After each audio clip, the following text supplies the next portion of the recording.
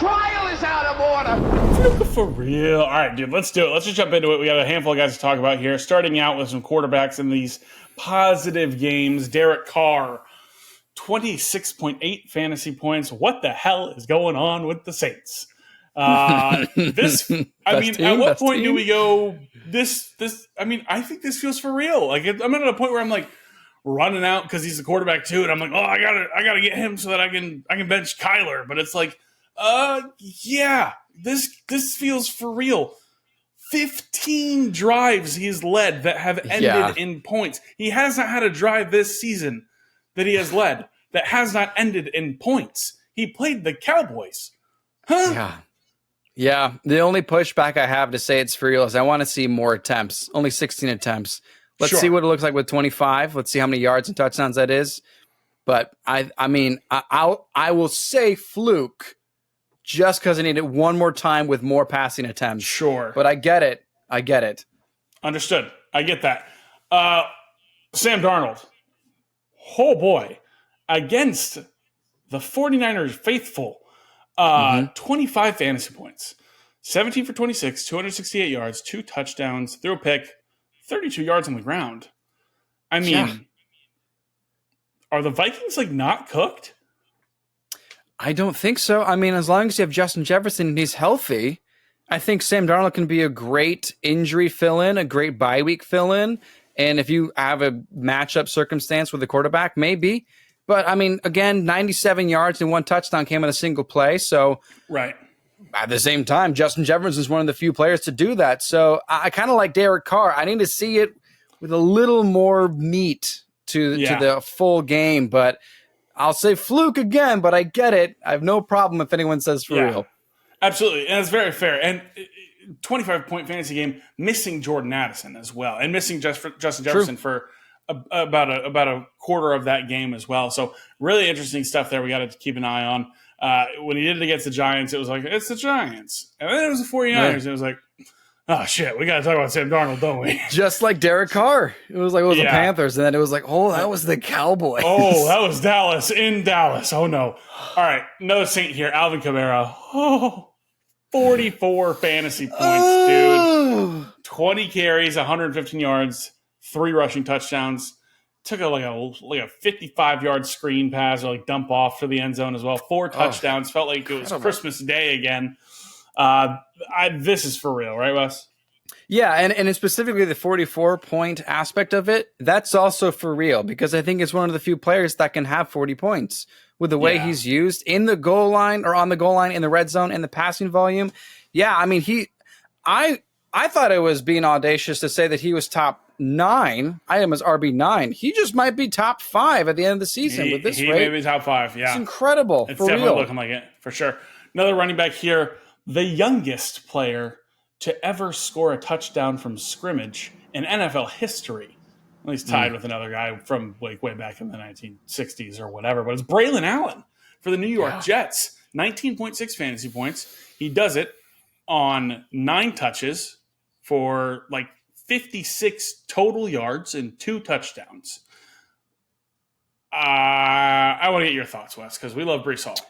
We do love Breece Hall.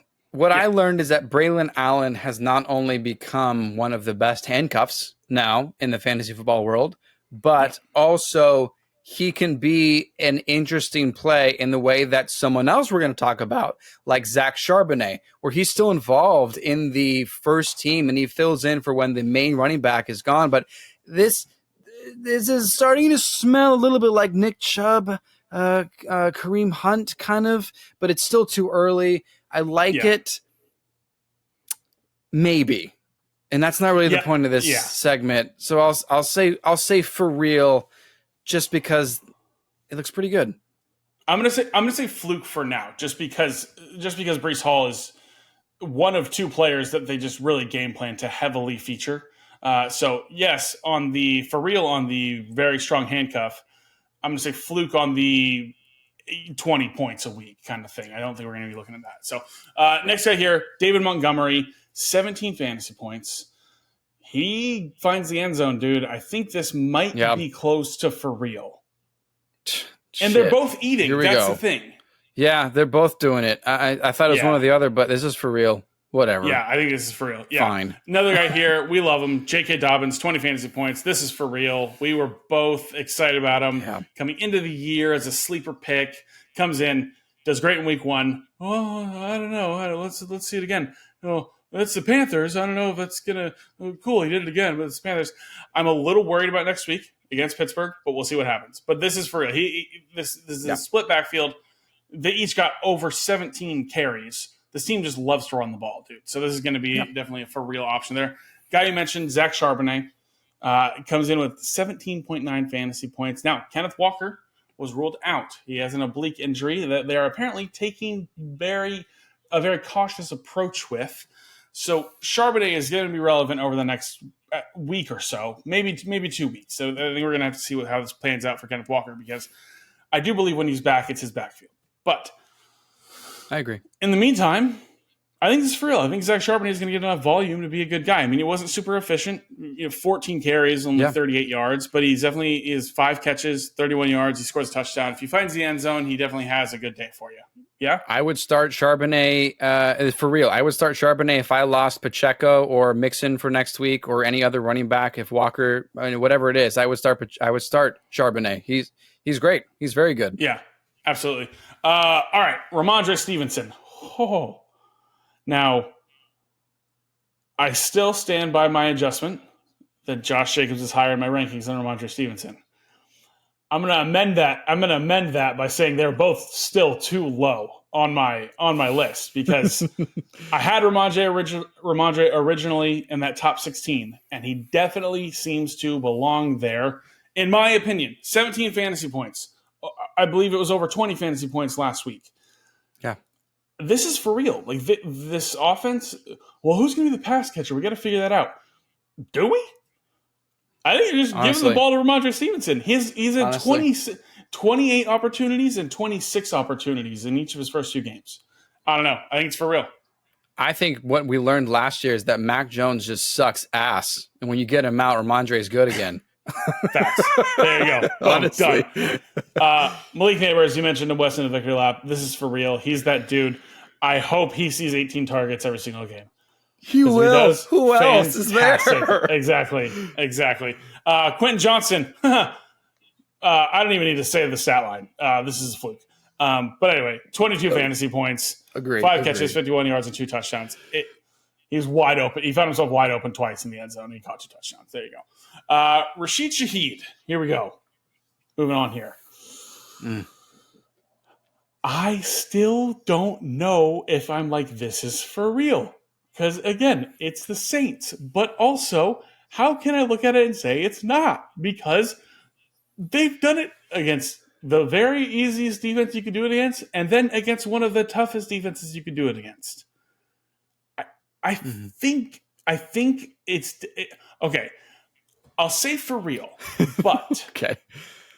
It is with this asterisk of knowing that, like, okay, you're going to get this 21-point game from Shaheed, or you're going to get a 3-point game from Shaheed, and you just got to roll with it either way, is what it seems. Yeah. Okay. I'm in agreement, and I think Shaheed has proven that he is a very important part of the passing offense. In some ways, more than Olave. Olave had a pretty good game, but Olave was also really short for a touchdown. It was like a yard away from a touchdown, so that would have changed the dynamic. But Shaheed, for real, let's do it. Let's call this for real, man. Love it. Calvin Ridley, guy that I was high on coming into the season, thought he's just being severely undervalued. Week 1, did not do a ton, was a little nervous. Good to see him more involved in week 2, 4 catches on 4 targets for 96 yards and a touchdown. He also had 3 carries, so they're manufacturing some touches for him here. Now, 25 fantasy points, 24.7. I think I need to see it again. Because if I'm being honest, I just don't trust Will Levis. And I think it's a worry. I think it's pretty worrisome when your head coach 2 weeks in a row is running out onto the field after a turnover, yelling at your quarterback, "What the f- are you doing?" You're like, "Yo, what the f- are you doing?" Like what? Like it's, and he's kind of thrown him under the bus like twice. So I'm a little worried. Did you see the post game press conference with Callahan? Yeah. No, what did he say? Oh, he just straight up said, like, yeah, Levis made a dumb decision. He's an adult. He's a grown-up. He needs to know better. Oh, you're right. I did see that. Dude, when you're an NFL quarterback and your head coach goes, he's an adult. He should know better. Dude, what? Get thrown back to middle school, bro. That's insane. That's insane. Anyway, Calvin Ridley's talented, and he's clearly the alpha wide receiver on this team because DeAndre Hopkins is like not involved whatsoever, which is such a shame to say. Yeah. But Ridley is the dude, and when they're in the if Levis can shape up, he'll be fine. We'll see. We'll see how it goes. Yeah. Zay Flowers. Now, I called him a bust. I did. I'm not gonna call anything yet, but he does seem to be having a little bit of a better opportunity, a better target share, a better role in this offense this season than I think I thought he would. Todd Monken just showed up a season late, I guess. I don't know, because this was my prediction last year, and then it was maybe hot and cold with him. I want to see it again, but I've loved the target share over the first 2 weeks. So I think there's a chance this is for real. And if he doesn't score the touchdown, he's still got like a 14-point game, and I think that's like around where he'll finish probably most weeks. But if he finds the end zone, I think he's going to give you a 20-point week, and I think that's really good. And I'm suddenly wishing I had maybe drafted a little more Zay Flowers. So he sees a lot of targets, and that's what I love. And I think he might end up being the closest, if not the first wide receiver Lamar Jackson's produced in the top 20. Absolutely, I agree. Andre Yoshivas, a guy that I like. I got a lot of him in Dynasty. Enjoyed playing him this week. About 14.7, 15 fantasy points. There's Yoshi. And this is a fluke. I'm sorry to say it, but it's 2 catches, and they were both touchdowns, and he had like 4 yards or 7 yards or whatever it was.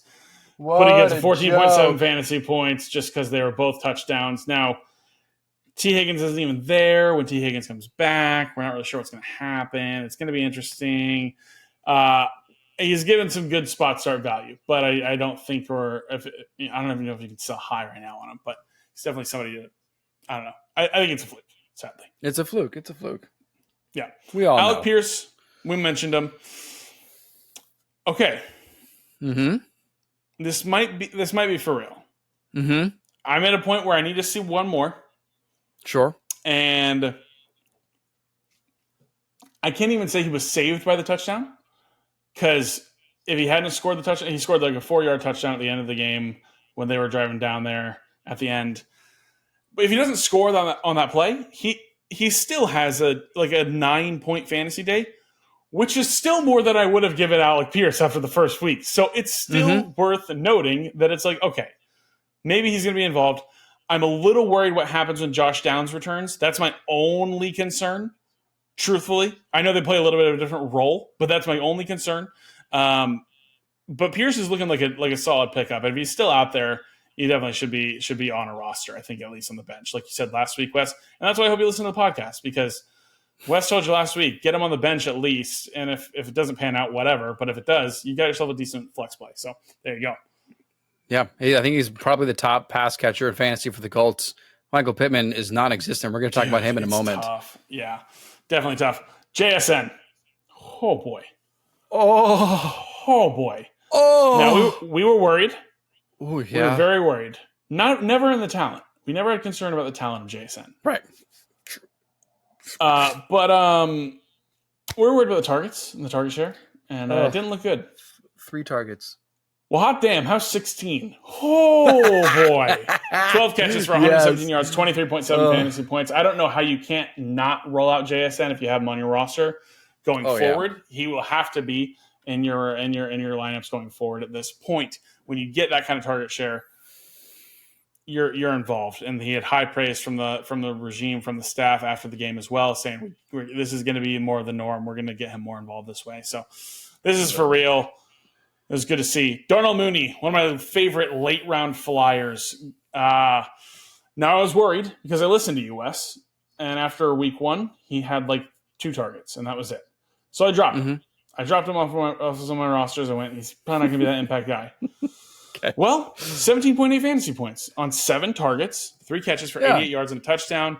I'm not going to call it for real yet, but I will say another game into seeing this offense gel together.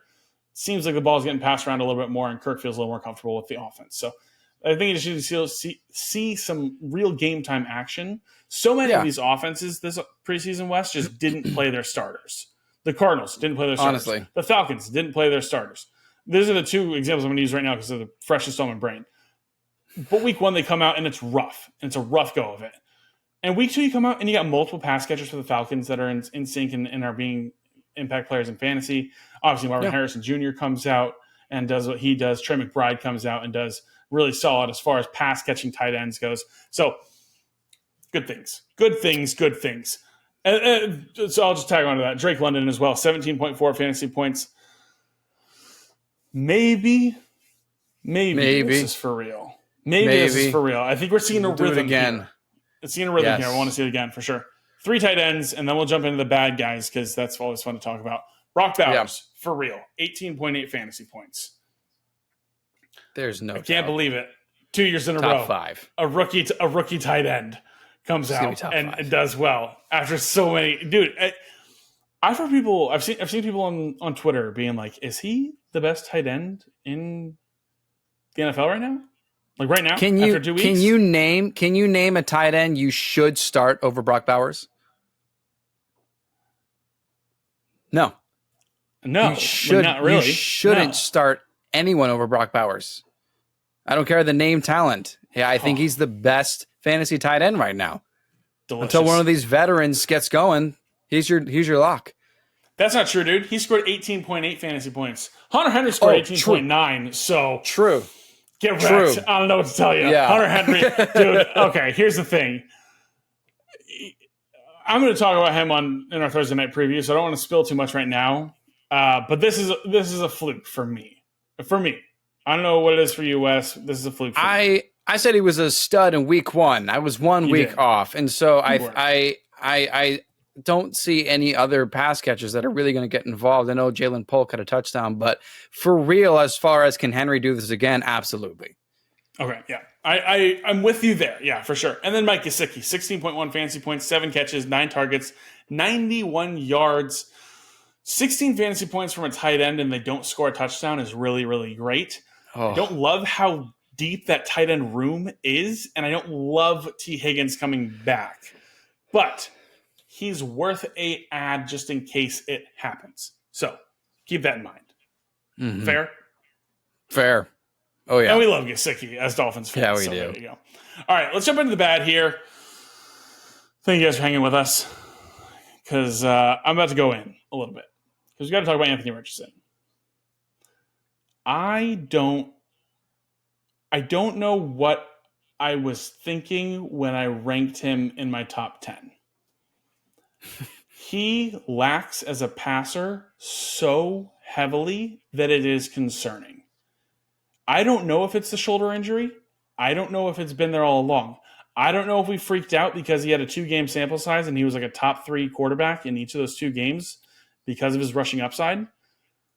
This doesn't look good or feel good for Anthony Richardson owners in fantasy. 14.86 fantasy points. He's not like they're trailing the whole game. He's barely running the football. He throws 3 interceptions. He scores a touchdown at the end of the game to essentially save your day as a fantasy owner for Anthony Richardson. I'm worried. And I know you're going, dude, he had a great week. He had like 20 plus points in week 1. What do you mean? He doesn't look good throwing the football. He doesn't. It's not pretty. No. And I don't think it's going to shape up. Like for when we need to break it down to is that like he's essentially a rookie. Yes. He played like 2 games. He played 2 games, 2 full games, and that's it. Like he's making those same rookie mistakes that other rookies are making. Like he's more than a rookie. This is, I think, his 18th or 19th start, college and NFL combined. Yeah, he is green as can be. He's a very raw prospect, and I think this is just there'll be great games. Obviously, we've seen it, but it's going to be a roller coaster with Richardson. And that rushing upside floor that you usually get with a rushing quarterback apparently is not going to be there. And so I'm concerned. I was watching this Packers-Colts game, and dude, I found multiple times I was like, what? Anthony Richardson sucks. Like, why was I ranking this dude in my top 10? Like, looks terrible. I really don't know if it's the rehab from the shoulder. But anyway, this feels more for real than I think anyone wants it to be. So I think I'll leave it at that. Okay, let's move on. Okay, next one here, Wes. Zamir White. Have you jumped ship? Are we off? I don't know if I'll get demonetized if I throw up 2 middle fingers, so that'll be my response. That's fair. Yeah. And it's a third. Yeah, it's a fourth it's a fourth and troll flick you off double down because it hurts even more because it's Alexander Madison who's doing better than he is, and it's like that was our guy we were so into last year, and now it's happening. But yeah, Zamir White is borderline droppable for real. It's just that this team isn't going to be in a position where they can run the ball out, and even if they are, it feels like Madison is already overtaken him on the depth chart. Even though Antonio Pierce was like, yeah, guys like Madison, it's important to get the depth pieces. Suck my ass, dude. There's no way you actually think he's a depth piece. Tell him, dude. It's so annoying. Suck Noah's ass. Yeah. All right. Rashad White, 3.3 fantasy points. Fluke. He got hurt. Disappointing for sure, but fluke. A bad game. That's it. Dude, one catch. In what world? In what world is Rashad White ever finishing a game with one catch? Buy low. Yeah. If someone's panic selling, go for it. Garrett Wilson, 10.2 points. I don't like saying that this might be more for real than it should be. No, it's not. It's not for real. Okay, because week 1 was the 49ers. Okay. Week 1 was the 49ers. And week 2 was L'Jarius Sneed. Yeah. Best Tennessee. Defensive back last season. Yes. Right. 100%. This is the buy low. This is the buy low of week 2. Between week 2, week 3, going into week 3, this is the buy low. If the Garrett Wilson manager in your league is freaking out, you need to go for it. Because I get that the numbers don't look like round 1 wide receiver, but I promise you he is. You can maybe wait next week with how good Christian Gonzalez could be Thursday night. It's possible. And you get it even possible. Cheaper. Yeah, love it. Okay. Jaden Reed, 6.6 fantasy points. This is a fluke. When Jordan Love comes Love is back. He's the guy. Yeah. Somehow the Packers pull out a win with Malik Willis. That was phenomenal. Somehow is named Anthony Richardson. Somehow is named Anthony Richardson, 3 interceptions. There you go. That's for real. Michael Pittman Jr., 5.1 points. Unfortunately, this feels for real because I agree. Back up 10 seconds. This is for real. There you go. Jamar Chase. I'm going to let you handle this, Wes, because 7.5 points. Not great. No. Bengals look better. But Chase in the production profile, not great 2 weeks in. Does T. Higgins need to come back and things get split up a little bit? What are we looking at here? Well, you look at the idea that they played the reigning Super Bowl champions. Joe Burrow is the only active quarterback to have beat Mahomes in the playoffs, and it was a competitive game and a controversial ending that came down to the wire. And Jamar Chase had 4 catches for 35 yards. Yeah. Now let me save some face real quick. He's going to ball out next week. They're playing the Commanders, okay? Let me save some face, okay? Because last time we called out Jamar Chase and said trade him, he went off for 55 points. He's probably going to have a really great game next week, but this is what I was worried about and why I did not put him in my top 10, because he did not have round 1 numbers last season, aside from this great game against the Cardinals last year and a great game against the Jaguars last year. He was averaging about 12 points a game, and that is not wide receiver 1 material, and I am worried, and I will continue to say season long, this is for real. Next week, you can start him, and I dare say sell high. There are a lot of wide receiver injuries, but I was worried all offseason, didn't put him top 10, and this is why. Fair enough. Xavier Worthy, 4.2 fantasy points. This is what we meant. This is what we meant. This is what we said. If he doesn't score a touchdown, you're screwed. You're screwed. That's how it goes. Congratulations. This is what we expected. Now, I will say with Pacheco out, I do expect them to be to be passing the football more. So maybe we'll see more opportunities. But 5 opportunities, it truly, go back to the episode week 1 or opening night preview. We said, it's risky, and it is in week 2. We got a 50% hit rate so far, so we'll see how it pans out. Amari Cooper, 4.1 fantasy points. I'm pissed. Oh, yeah. Dude. Oh, yeah. Start Jameis Winston. I don't know. Oh. And that's the annoying thing, actually, too, is that I think actually I think so far this actually falls more on Cooper than it does on Watson. Watson looked better this week than he did in week 1. But I'm pissed. It's like, dude, he's dropping passes. He's like he's in like the top 12 most targeted wide receivers so far this season, and he's like 5 catches to account for it. Like it's disappointing, and I'm giving myself a 3-week buffer here just to same reason I need to see positive things happen 3 weeks for a third time before I buy in. I'm going to give some grace here. So with Amari Cooper, I'm still willing to say it's a fluke because he somehow always has these up and down games, and he still ends up like a top 18, top 20 wide receiver at the end of the year. So it's definitely possible, but this is not what we signed up for. I'm just waiting for Jameis Winston. That's it. He's on my bench, I think, until he starts eating dubs with Jameis. That's just what I'm waiting for. Did you see the Jerome Ford quote about Jameis? No. He goes, Jameis calls plays in the huddle like he has a secret to tell you. It's so funny to think about. That's fantastic. That's so funny. Yeah. Wait, real quick. So random. Okay. Bucks doing great. Okay. I had a dream scenario this afternoon. Bucks, Browns, Super Bowl. Jameis Winston under center, going against his old team. Baker Mayfield going against the Browns. Oh my gosh. That's my Super Bowl dream for this season. Imagine Insane. that. Jameis versus Baker in the Super Bowl. Oh, incredible. Oh. Unreal. Okay. I'm severely disappointed. And this is actually been I'm not going listen, we try to be the most entertaining fantasy podcast we can. I'm going to get so real for a second. This has been the hardest L to take so far this season for fantasy football. It's Christian Kirk. I felt so good about Christian Kirk coming into the year. And not so good like he was going to be a top 12 guy, but so good that he was going to be like, yeah, those weeks when you lose by 6? Well, no, you didn't, because Christian Kirk got you 11.5 to 15. Like that's where he's at. Now, week 1, I watched the game against the Dolphins. He had 2 drops. He would have had about like a 9-point game had he caught those passes. The target share, I don't understand what's going on with Jaguars. They're 0-2. Christian Kirk's not involved. I feel like they're trying Ingram to was out feature too. more Brian Thomas Jr. Ingram was out. Bigsby got hurt. It's like you had like a couple options to throw the ball to. And I get it. It's the Browns. It's a good defense. But like, dog, what are we doing here? Like this.